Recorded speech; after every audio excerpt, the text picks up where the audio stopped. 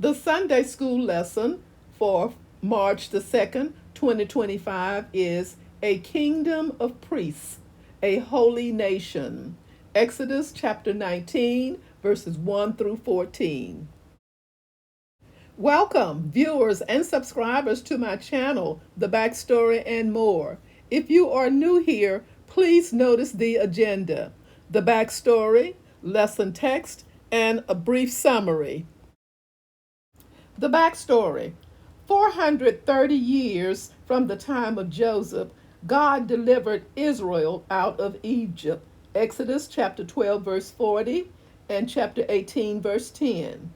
Through miraculous plagues, which showed Egypt's deities to be powerless, God brought the people out into the wilderness, where he continued to protect and provide for them. Exodus chapters 13 through 18. In spite of dangers and trials, the people arrived at their destination, Sinai, the mountain where God had first revealed himself to Moses. Exodus 3. Exodus 19 begins the climatic meeting of God with his redeemed people. Verses 1 through 2. On the first day of the third month after the Israelites left Egypt, on that very day, they came to the desert of Sinai. After they set out from Rephidim, they entered the desert of Sinai, and Israel camped there in the desert in front of the mountain. Verses 3 through 4. Then Moses went up to God, and the Lord called to him from the mountain and said, "This is what you are to say to the descendants of Jacob, and what you are to tell the people of Israel. You yourselves have seen what I did to Egypt, and how I carried you on eagles' wings and brought you to myself." Verses 5 through 6. Now, if you obey me fully and keep my covenant, then out of all nations you will be my treasured possession. Although the whole earth is mine, you will be for me a kingdom of priests and a holy nation. These are the words you are to speak to the Israelites. Verses 7 through 8. So Moses went back and summoned the elders of the people and set before them all the words the Lord had commanded him to speak. The people all responded together, "We will do everything the Lord has said." So Moses brought their answer back to the Lord. Verses 9 through 10. The Lord said to Moses, "I am going to come to you in a dense cloud, so that the people will hear me speaking with you and will always put their trust in you." Then Moses told the Lord what the people had said. And the Lord said to Moses, "Go to the people and consecrate them today and tomorrow. Have them wash their clothes." Verses 11 through 12. And be ready by the third day, because on that day the Lord will come down on Mount Sinai in the sight of all the people. Put limits for the people around the mountain and tell them, "Be careful that you do not approach the mountain or touch the foot of it. Whoever touches the mountain is to be put to death." Verses 13 through 14. They are to be stoned or shot with arrows. Not a hand is to be laid on them. No person or animal shall be permitted to live. Only when the ram's horn sounds a long blast may they approach the mountain. After Moses had gone down the mountain to the people, he consecrated them, and they washed their clothes. A brief summary. Exactly 2 months after leaving Egypt, the first day of the third month, the Israelites arrived at Mount Sinai. In all likelihood, this was the very place where Moses had seen the burning bush, 3 verses 1 through 2, where God had promised that the people would worship him after being brought out of Egypt, verse 12.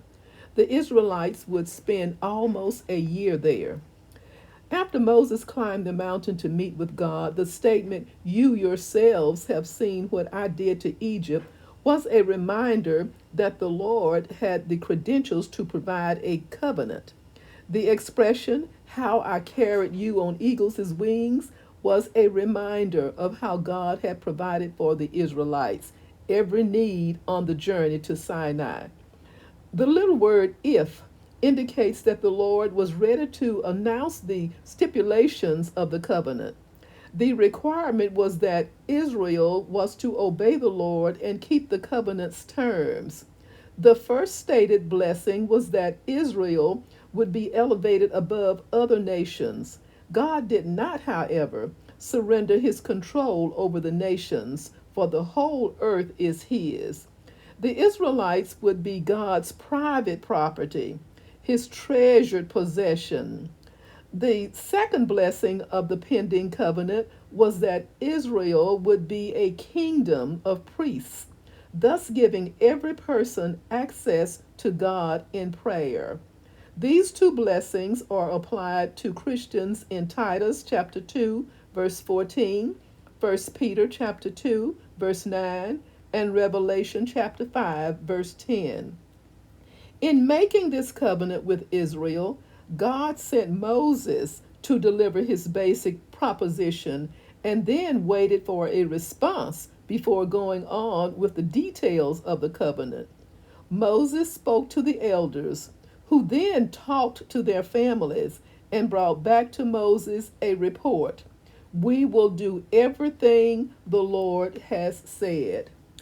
To prevent the Israelites from ever saying that the law Moses was about to transmit to them was of his own making, God gave Moses the highest possible honor. God would speak with Moses, and the people would hear him. God instructed Moses to return to the people and prepare them for his coming on Mount Sinai in the sight of all. The mountain was to be marked off with boundaries to keep the people away. A death penalty was announced for anyone even touching the mountain. During the 2 day period prior to the Lord's coming, special preparations were made. In addition to staying off the mountain, the people were to wash their clothes and abstain from sexual relations, not because sexual relations are sinful, but because they would make the people ceremonially unclean. Leviticus chapter 15, verse 18. When the morning of the 3rd day arrived, there must have been a breathless hush of expectation, because then came the sight of lightning and a thick cloud, accompanied by the sudden sounds of thunder and a very loud trumpet blast. What an awesome thing to be led out to meet with God.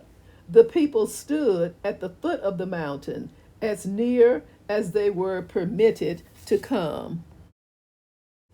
Thank you so very much for listening. Join me soon for the next backstory and more. And remember, every Sunday at 1 o'clock Central Standard Time, I release a new video for the upcoming Sunday School lesson. Thank you for all that you do to help this channel grow, one viewer and one subscriber at a time. Stay safe and may God bless.